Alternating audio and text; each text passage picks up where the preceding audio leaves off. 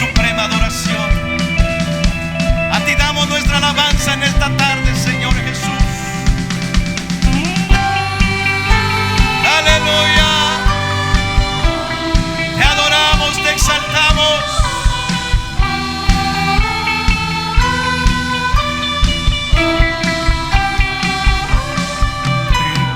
Te exaltamos, Dios, en espíritu y verdad. Tú eres santo, tú eres digno. Te exaltamos, Dios, en espíritu y verdad.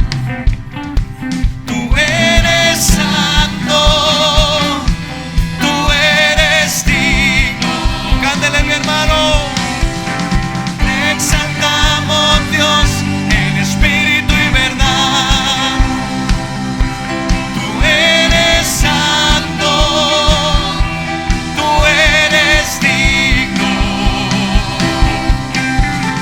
Te exaltamos, Dios, en espíritu y verdad. Tú eres santo, tú eres digno.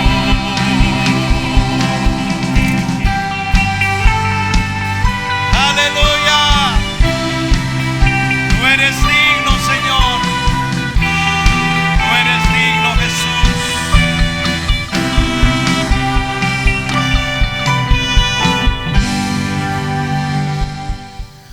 ¿Con qué me presentaré ante Jehová y adoraré al Dios Altísimo? Me presentaré ante Él con holocaustos, con becerros de un año. Y la pregunta: ¿se agradará Jehová de millares de carneros o de 10,000 arroyos de aceite? ¿Daré mi primogénito por mi rebelión? Por mi rebelión, el fruto de mis entrañas por el pecado de mi alma. Oh hombre, Él te ha declarado lo que es bueno. ¿Y qué pide Jehová de ti? Tan claro, hermano. Solamente hacer justicia y amar misericordia y humillarte ante tu Dios. ¿Cómo descubrimos estos aspectos del carácter de Dios? Esto es importante que nosotros lo veamos. ¿Cómo es que hemos llegado a descubrir estos aspectos del carácter, de las virtudes de Dios? Bueno, en la presentación de la ofrenda ante el altar del Señor se declara lo que agrada a Dios de las acciones del hombre. ¿Por qué? Porque cuando leímos el verso de Miqueas en el capítulo 6, verso 6, el profeta comienza haciendo un análisis de cómo él va a presentarse delante de Dios. ¿Con qué lo hará? ¿Cuál será lo que él utilizará para atraer la atención de Dios? Y pone una lista de cosas que él pudiera llevar. Pero él llega a una definición, y la definición aparece en el capítulo 6 y el verso 8, y él declara lo siguiente: ¿para qué andamos con rodeos? Dice Miqueas. Oh hombre, Él te ha declarado lo que es bueno. ¿Y qué pide Jehová de ti? Él no te pide becerros, Él no te pide el primogénito, Él no te pide aceite, Él no te pide nada de eso. ¿Sabes qué pide Jehová de ti, hombre? Dice el profeta aquí. Solamente, dice él, hacer justicia y amar misericordia y mantenerte humilde ante tu Dios. Primero es justicia, lo que Él desea de nosotros, justicia. La ofrenda, entonces, de acuerdo a lo que acabamos de leer en nuestras Biblias, justicia es lo que Él pide de sus hijos. Entonces la ofrenda era solo un acto de engalanar las acciones justas y rectas del corazón del hombre, no la sustancia de la adoración. La ofrenda que se presentaba en el Antiguo Testamento no era en sí la sustancia que Él esperaba de nuestras acciones. Era una forma de adornar mi manera de vivir, mi manera de comportarme con el prójimo, con mi hermano, con el que está a mi lado. Eso era exactamente lo que a Dios le importaba. Cuando la ofrenda venía, era decorar mis acciones a diario con mis vecinos, con mi prójimo. Y esto es en la adoración que se presentaba en la obediencia a Dios. Era esto lo que Dios esperaba de sus hijos. Ahora, note bien, viendo entonces que la ofrenda en sí no era la sustancia, ¿qué era la ofrenda? Sin estas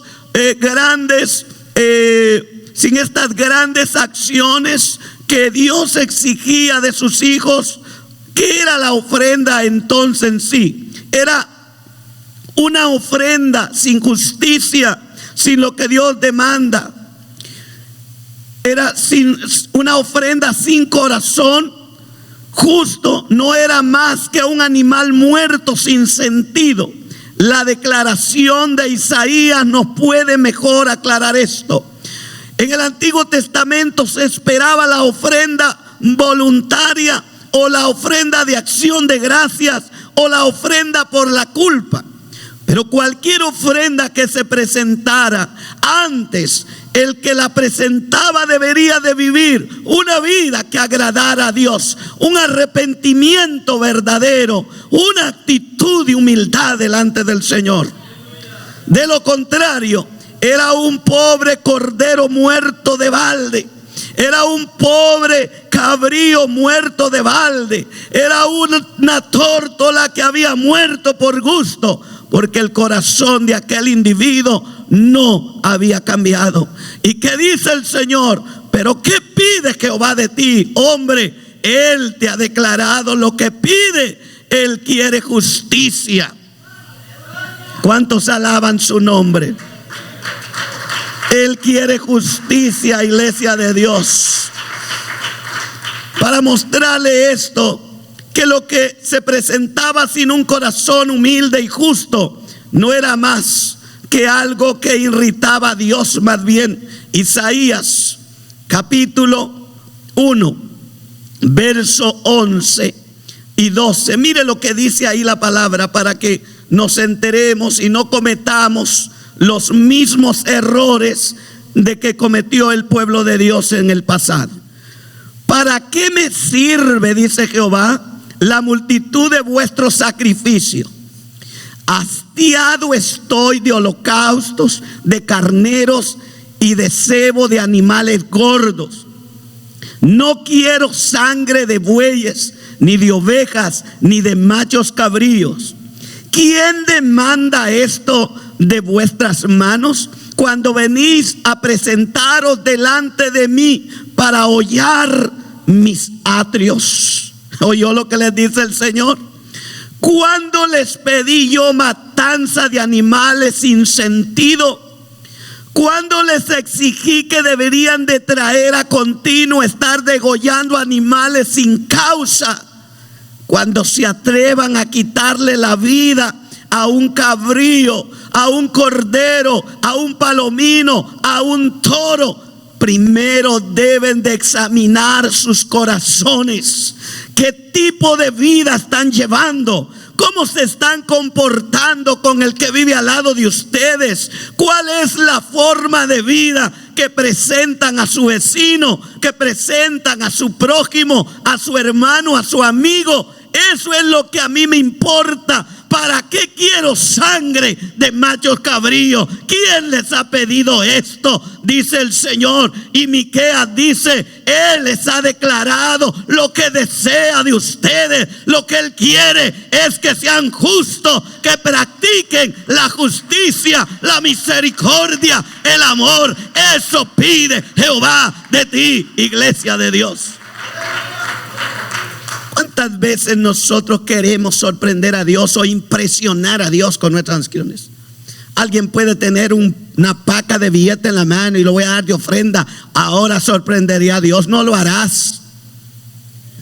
A Dios lo vas a sorprender con esa ofrenda cuando venga decorada de una vida justa, de una vida de compasión, de una vida que piense en el que está a tu lado, no solamente egoístamente. Debemos de pensar siempre en aquel que no tiene nada, en aquel que no puede hacerlo por sí solo, en aquel que necesita nuestra ayuda. Ahí debemos estar. Hombre, Él te lo ha declarado, dice el profeta. Lo que Dios está esperando de nosotros no es solamente sacrificio sin sentido. Si usted, si yo, le damos un día a Dios y dejamos que el estómago esté llorando por necesidad, asegúrate primero que antes de que ese estómago esté gruñendo, tu vida sea justa delante de Dios. Justicia, primer reflejo del carácter de Dios. La justicia es el primer reflejo que vemos del carácter de Dios, iglesia. ¿Cómo podemos nosotros evidenciar la justicia de Dios? ¿Cómo podemos hacerlo? Dios está más alto que nosotros. ¿Cuántos dicen amén a eso? Y en todo, pero no trató con nosotros desde esas alturas. Dios es justo, Dios es misericordioso. Él está más alto que tú y que yo y que mí, ni para qué te cuento. Él es grande, iglesia. Él es alto en extremo, alto nuestro Dios. Pero Él no trató con nosotros de esa dimensión. Mire lo que dice el libro de Job, capítulo 22, verso 12. El texto dice así: ¿no está Dios en lo alto de los cielos? Mira también las más lejanas estrellas, cuán altas están. Es grande nuestro Dios. El Salmo 92:8 dice la Biblia: mas tú, oh Señor, excelso eres eternamente, excelso eres, alto eres, y no eres por un momento, lo eres eternamente. Bendito su nombre. Génesis 14:19 dice lo siguiente: y lo bendijo diciendo: bendito sea Abraham del Dios Altísimo, creador del cielo y de la tierra. Se fija cuán grande es nuestro Dios. Él creó la inmensidad. Él creó esa bóveda azul. Él creó esta tierra. Él creó ese mar embravecido y hermoso. Son obra de la palabra de Dios. Él es grande. Él es grandísimo. Ve, Él trató el trato de Dios con el hombre. Quiero que lo veamos en su justicia. El trato de Dios con el hombre. Dios no trató con el hombre desde sus alturas. Él tiene una forma para tratar con el hombre. A pesar de Dios estar tan alto, no trató al hombre desde esas alturas. Para mostrar su justicia, Él se bajó a la forma de hombre. Filipenses 2:5-8 nos narra esto. Yo quiero explicarle esto. Si tú eres padre de familia, yo quiero que escuches esto y que lo escuches con atención. Te va a servir. Escucha lo que te voy a decir. La pedagogía de la enseñanza infantil enseña esto que te voy a explicar.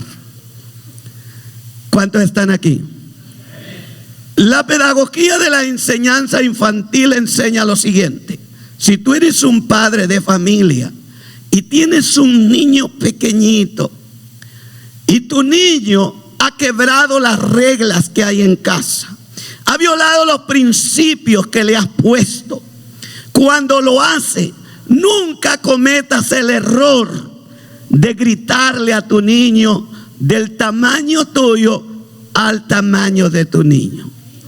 Nota esto: la enseñanza pedagógica de lo infante enseña lo siguiente. Enseña que para llamarle la atención a un niño, aquel o ella debe de bajarse a la estatura del niño. Una vez estando a la estatura del niño, llamarás la atención con palabras que el niño te pueda entender que ha cometido una falta, que ha cometido un error. Cuando el niño te ve a su tamaño, te ve a su altura, escuchará tus palabras, atenderá tus razones y estás aplicando justicia porque él es menor que tú. ¿Cuánto lo alaba? Déjame explicarte la justicia de Dios. Dios es más alto que tú y que yo. Su grandeza es inmensa, su poder inigualable. Pero Él no trató con nosotros de esa magnitud de fuerza. Él se bajó al nivel tuyo y al nivel mío. Y estando en esa condición, se hizo más bajo que tú y que yo. ¿No te parece que eso es justicia? Eso es un Dios justo. En Él no hay injusticia. En Él no hay nada que tengamos que reclamar. Él observa todos los aspectos de la vida del hombre y de las necesidades del hombre, y en todas está pendiente. No se aprovecha de su poder y grandeza. Jesús dejó el trono de gloria y vino a esta tierra y sufrió lo que tú y yo sufrimos. Tuvo hambre, tuvo sed, tuvo cansancio, tuvo sueño, todo lo sufrió, pero es vencedor de todas esas cosas y lo hizo en justicia porque Él es justo. ¿Y qué pide Jehová de ti, iglesia? Podemos ver en este primer punto que su justicia es maravillosa. El libro de Filipenses explica la kenosis de Dios, el despojo de su gloria para venir a la tierra a vivir con hombres que eran no perfectos, sino imperfectos. Y Él no tomó ventaja. Pudo haber nacido en un palacio, pero para mostrar su humildad, su sencillez, vino a nacer sobre una piedra donde los animales comían zacate. Ahí nació el Dios de gloria. ¿Cuántos dicen amén? Romanos capítulo 10. Velo conmigo. Romanos capítulo 10, verso 4 al 8. Porque el fin de la ley es Cristo, para justicia a todo aquel que cree. Porque de la justicia que es por la ley, Moisés escribe así: el hombre que haga estas cosas vivirá por ellas. Pero la justicia que es por la fe dice así: no digas en tu corazón, ¿quién subirá al cielo? Esto es para traer abajo a Cristo. ¿O quién descenderá al abismo? Esto es para hacer subir a Cristo de entre los muertos. Mas, ¿qué dice? Cerca de ti está la palabra, en tu boca y en tu corazón. Esta es la palabra de fe que predicamos, dice Pablo. Mira, su justicia es preciosa. No nos puso en aprietos, no nos puso a nosotros en carreras. ¿Quién irá hasta el cielo para llegar a Dios? Nadie podía ir, pero Él sí bajó. ¿Cuántos lo alaban, iglesia? ¿Quién subirá al cielo? Nadie tiene que subir. Él bajó, Él descendió y Él está aquí esta tarde. Y Él quiere que apliquemos esa justicia. Así debemos nosotros ser con aquellos que amamos, justo con tus niños, con tus niñas chiquitos. Nunca te excedas, no los intimides con palabras, no te sobrepases con tu autoridad. Bájate a su nivel y habla con Él a su altura. Mírale a los ojos y háblale con ternura del Señor. ¿Cuántos alaban su precioso nombre esta tarde? Esto es lo que Dios hizo y hace por nosotros. Bendito sea su nombre. Así, entonces la Biblia, Dios facilitó al hombre en su justicia la salvación y descendió del cielo a la tierra, y en él no hay injusticia, dice Romanos 9:14. Ahí cerquitita, velo en tu Biblia, Romanos 9:14. ¿Qué pues diremos? Pregunta Pablo. ¿Que hay injusticia en Dios? Me encanta la respuesta. En ninguna manera. En él no hay injusticia. Dios es un Dios justo.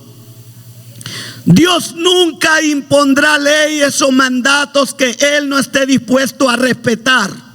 Notamos en la palabra de Dios, a Juan Jesús le dijo así en Mateo 3:15. Véalo conmigo. Él es maravilloso. Por eso respetar a un Dios justo es un privilegio, es un honor, iglesia. Mateo capítulo 3, verso 15. Él no impondrá edictos ni mandatos que él no respete o obedezca. Pero Jesús le respondió: deja ahora, porque así conviene que cumplamos toda justicia. Entonces le dejó. ¿Qué está sucediendo aquí? Jesús ha venido para que Juan le bautice, pero Juan le dice: no es posible. Yo necesito ser bautizado por ti y tú vienes a mí. Jesús le dice: tranquilo, Juan, es verdad, pero ahora tengo que cumplir la justicia que el Padre me envió. Tú bautízame, porque después de mi bautizo yo voy a imponer a toda la humanidad que se bautice, y no quiero imponer algo que yo no esté dispuesto a obedecer. Así que Jesús pasó las aguas por amor a ti, por amor a mí, y nos manda ahora que nosotros lo hagamos, porque Él es justo, Dios clemente. Amén. La justicia que Jesús practicó es una declaración de lo que Dios desea del hombre. Jesús vino para modelarnos todo lo que Él quiere que nosotros hagamos. Esto es lo que Miqueas nos escribe: oh hombre, Él te ha declarado lo que es bueno. ¿Y qué pide Jehová de ti? Solamente que hagas justicia. Y en un momento estaremos viendo las otras dos virtudes que Dios quiere de sus hijos. Dios nos dice entonces que el culto es bueno practicarlo, que el culto es hermoso y que Dios puede moverse en medio de la alabanza de su pueblo. Pero primero practica la justicia con tu hermano y hermana. Esta justicia es la palabra que vimos al principio: equilibrio.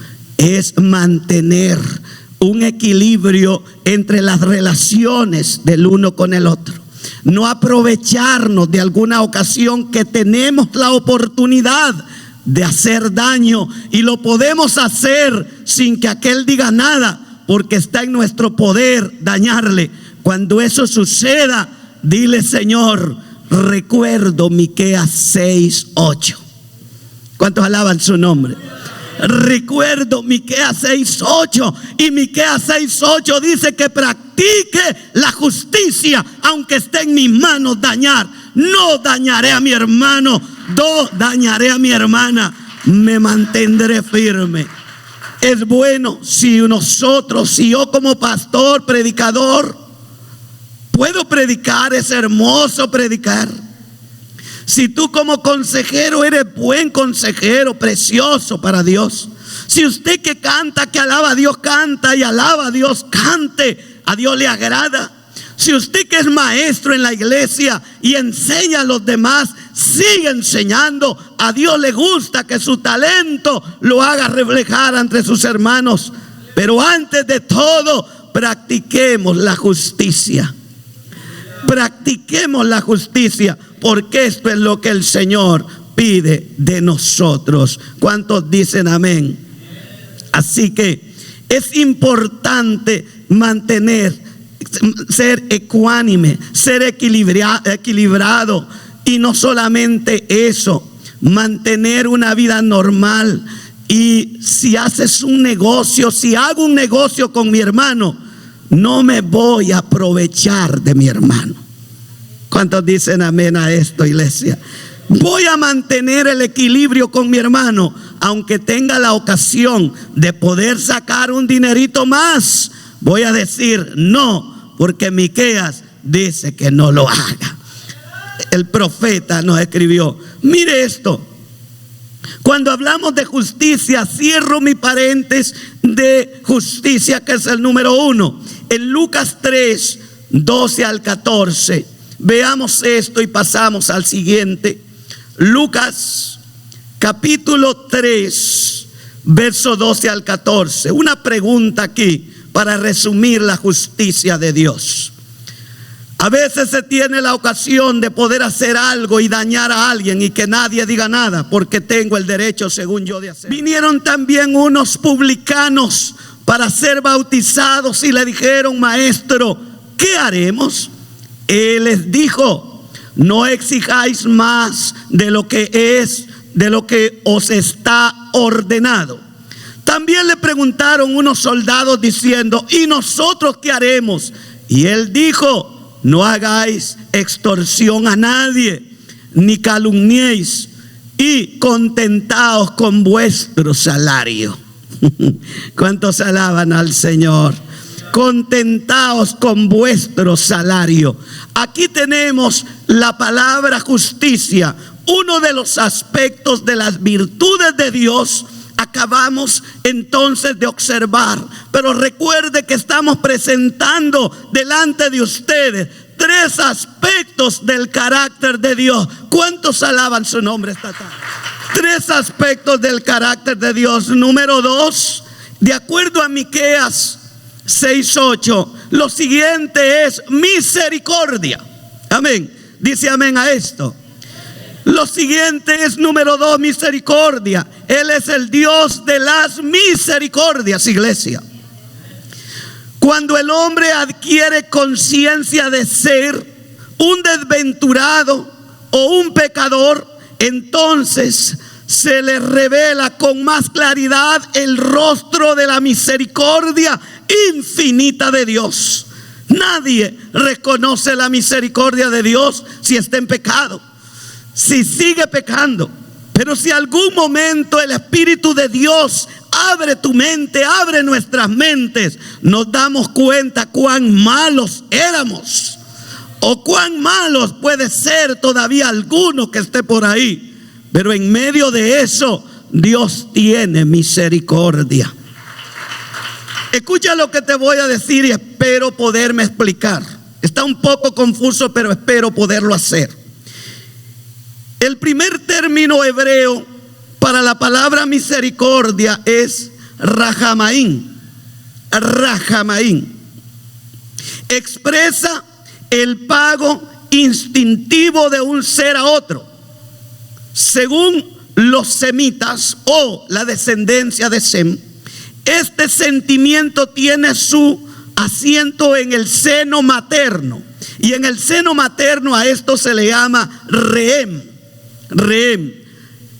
Primera de Reyes, capítulo 3, verso 26. Quiero que lo veas conmigo.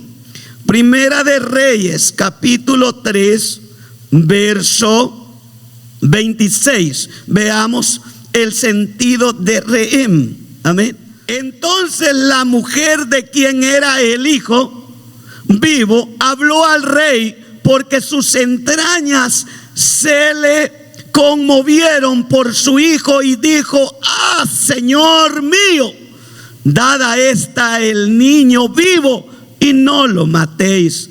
Mas la otra dijo: ni a mí ni a ti, partidlo.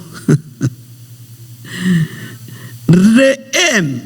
Acabamos de ver la palabra misericordia, que según entonces los semitas, esto dice que tiene que ver con sentimientos. Esto tiene que ver con sentimiento, tiene que ver su asiento en el seno materno. ¿Se acuerda esto? ¿qué es lo que pasó con esta mujer? Hay un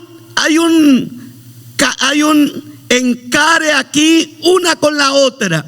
Una mujer mató a su niño por la noche, se acostó sobre él, y cuando vio a su niño muerto, se observó que la compañera tenía uno idéntico, de la misma edad y todo.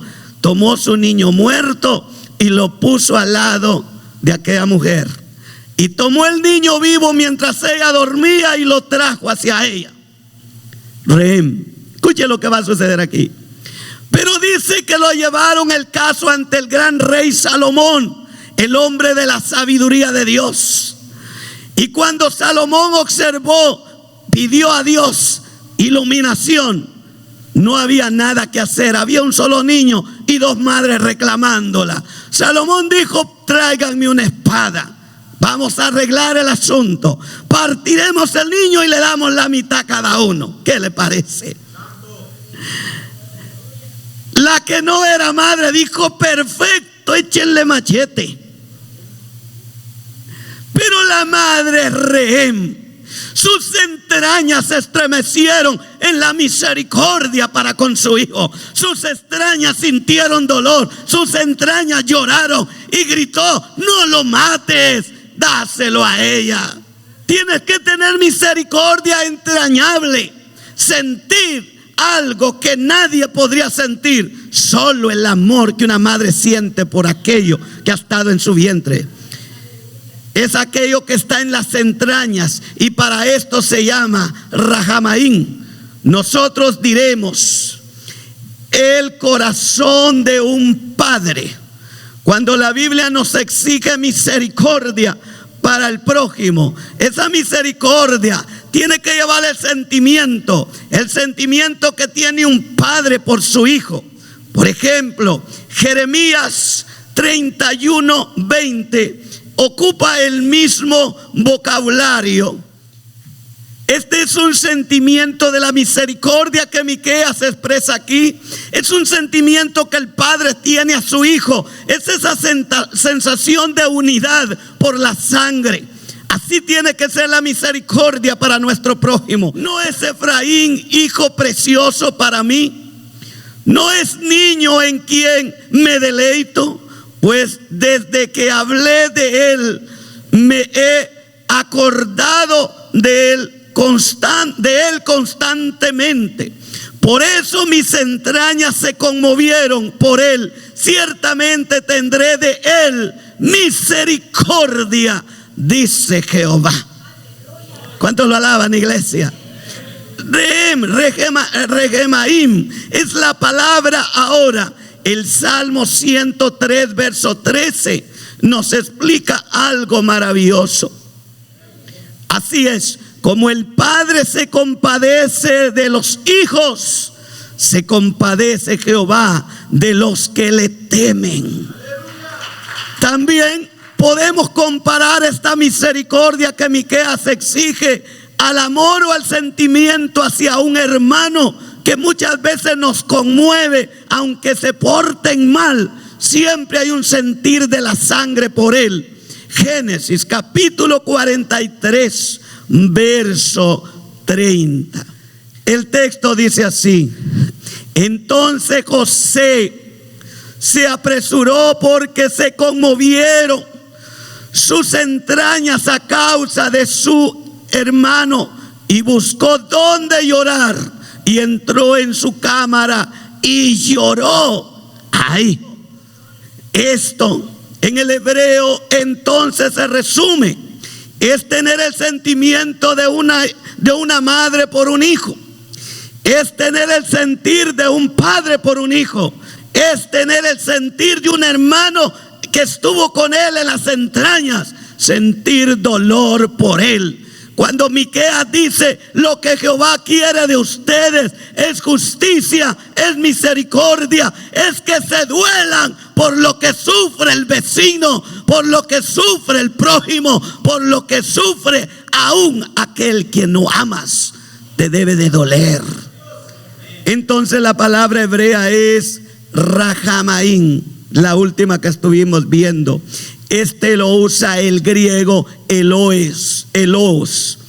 El verbo eloeos es compasión entrañable, pero en latín, quiero darle el sentido, misericordia viene de la expresión miser, y miser se traduce desdichado, y la siguiente expresión es cordis de corazón, por lo que puede entenderse como tener corazón con el desdichado, o sea, actuar con compasión con aquel que no tiene gracia alguna. Y si no tiene gracia, ¿cómo definimos esa palabra? Si no tiene gracia, ¿qué se define la palabra, iglesia? Es un desgraciado. No tiene gracia. ¿Y con quién tenemos que tener misericordia? Con aquellos que no tienen gracia. ¿Y quiénes son los que no tienen gracia? Los que viven en la miseria. Usted ya tiene la gracia de Jesucristo. Por eso lo tiene todo. Por eso no le falta nada. Porque todo está en su favor. Todo lo ha dado Dios a manos llenas. Somos agraciados por la gran misericordia de Dios. ¿Cuántos dicen amén a esto, pueblo de Dios?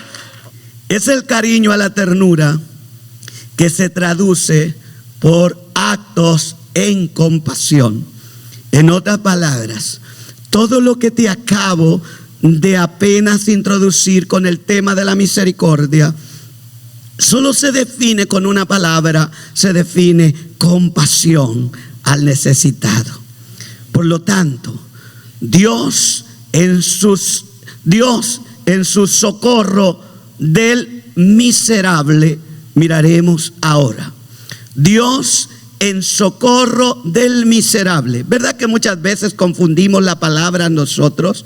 ¿Cuántas veces a usted le dan por ahí un poquito y no le dieron lo que usted quería? Le dan una cosita cuando tenían más, y nuestra expresión es lo siguiente: ¡qué miserable!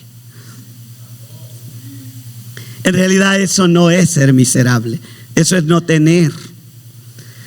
La palabra miserable es aquel que definitivamente no tiene absolutamente nada. ¿Dónde dormir? No tiene que comer. Cada cosa que necesita tiene que pedirla. No tiene con qué cubrirse. No tiene un techo donde pasar la lluvia. No tiene nada. Ese se define, es un miserable. No tiene nada.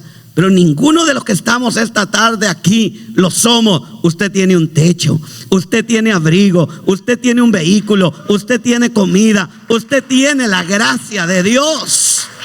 Nos resuenan los gritos del salmista cuando oímos esta palabra.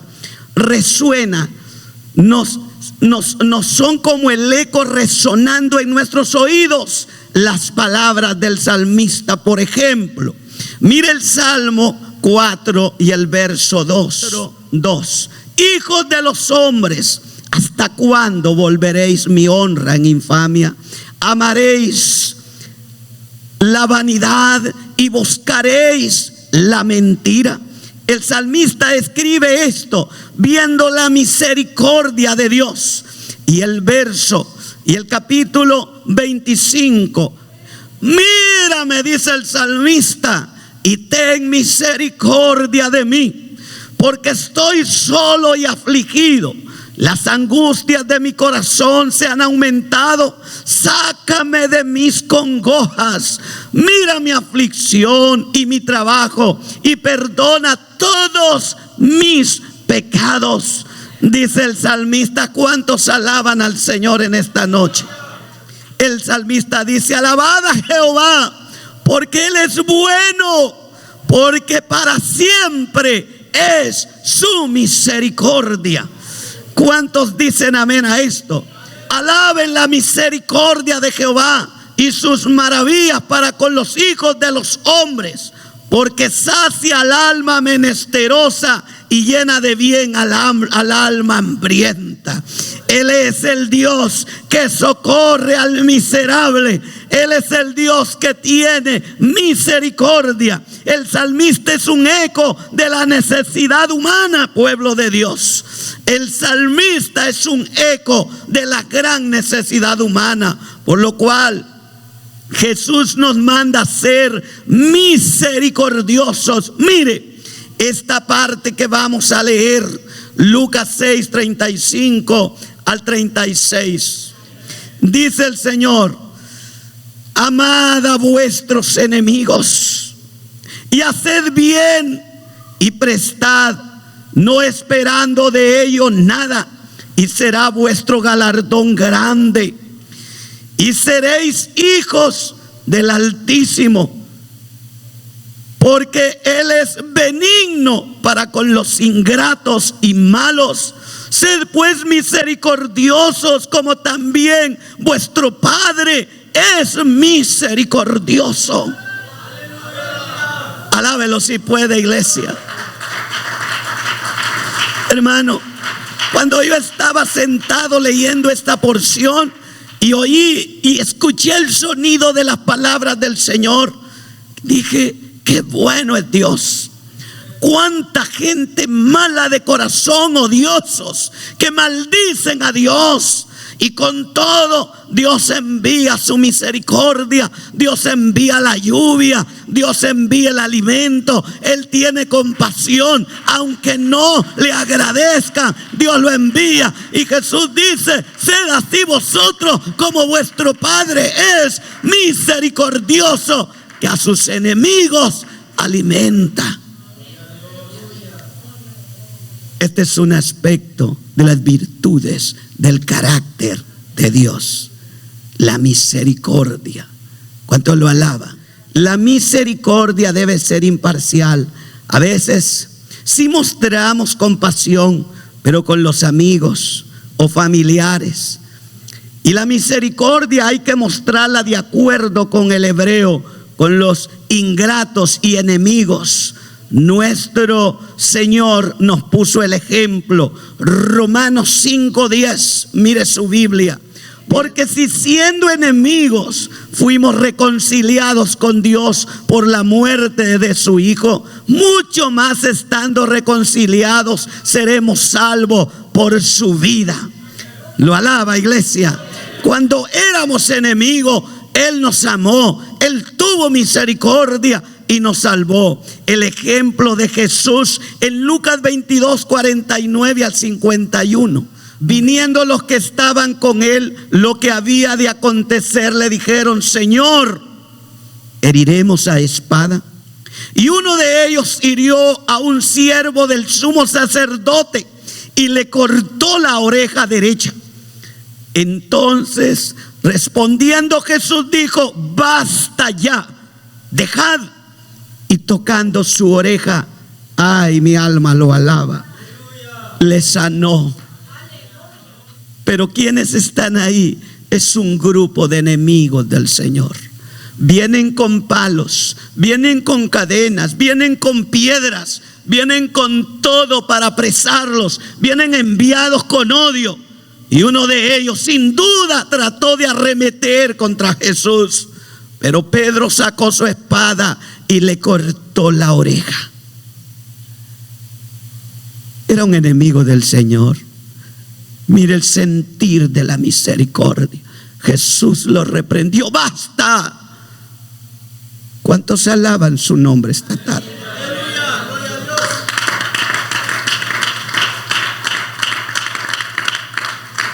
Tomó la oreja de su enemigo y se la puso en su lugar y le sanó.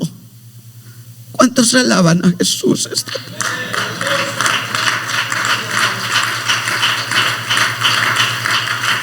Yo no sé si tú sientes esto, pero esta es la misericordia que Dios quiere que mostremos. A veces somos odiosos, vengativos, pero Jesús no es así. A su mismo enemigo le puso la oreja No hay un sentir de venganza. Él los pudo haber destruido a todos con la palabra, pero no lo va a hacer. Puso su oreja en su lugar y se la pegó. Hermano, ¿qué sentiría este siervo del sumo sacerdote al sentirse sin oreja por un momento y al mismo instante, en segundo, Jesús se la pegó? El último es humildad. Caminar, humildad, caminar humilde ante Dios.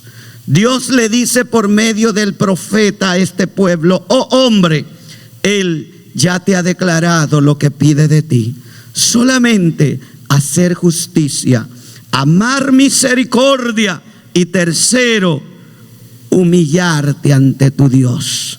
Humildad, caminar humilde ante Dios. La promesa que desprende una actitud del hombre que camina en humildad para con Dios. Isaías 57:15.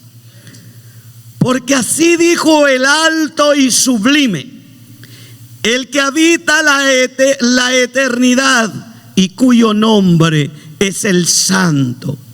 Yo habito en la altura y la santidad, y con el quebrantado y humilde de espíritu, para hacer vivir el espíritu de los humildes y para vivificar el corazón de los quebrantados. Pero dice el Señor que Él vive, que Él habita con aquellos que tienen este carácter, con aquellos que tienen esta actitud. No hay duda que ahí en ese corazón vive el Señor Dios Todopoderoso. La humildad es un valor contrario a la soberbia que posee el ser humano en reconocer sus habilidades, cualidades, capacidades y aprovecharlas para obrar en bien de los demás sin decirlo a nadie. Y para entender eso hay que ser humildes.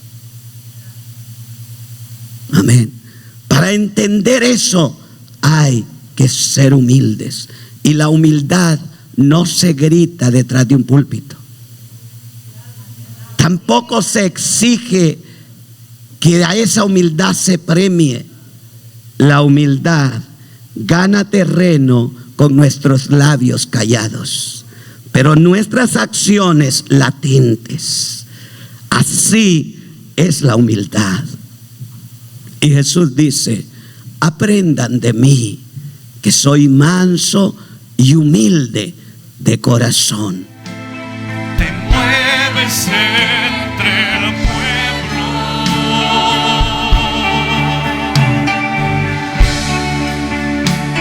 trayendo sanidad